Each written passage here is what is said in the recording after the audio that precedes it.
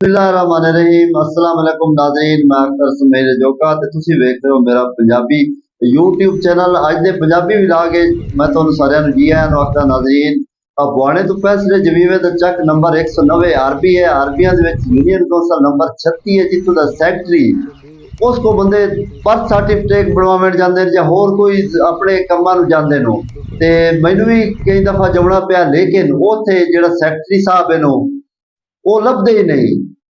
ते उहदा phone number भी अपना दिता होया लोगों नूं लेकिन फोन कदी मिलिया ही नहीं ते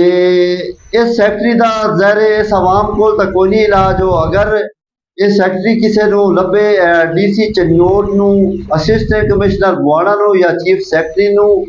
या वजीर आला पंजाब नूं तां ओह सानूं दस सकदे ने भाई सैकटरी साहब कित्थे हैं नो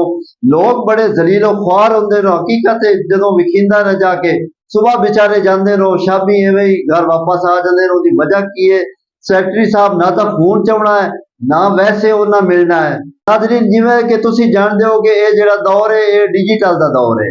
ते इहदे विच ज़ाहिर स्कूलों जाओ और किसी साइड के कामों ते जाओ ते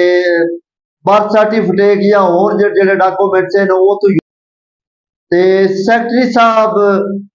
फोन चाहना ही नहीं गवारा करते लभदे ही नहीं ते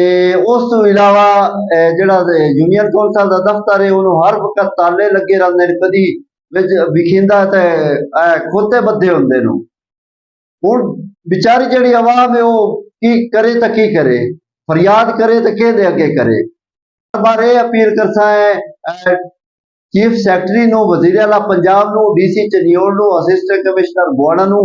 भई इन्हां नूं जे किदां नज़र आवे सैकटरी जिहदा नां अकरम है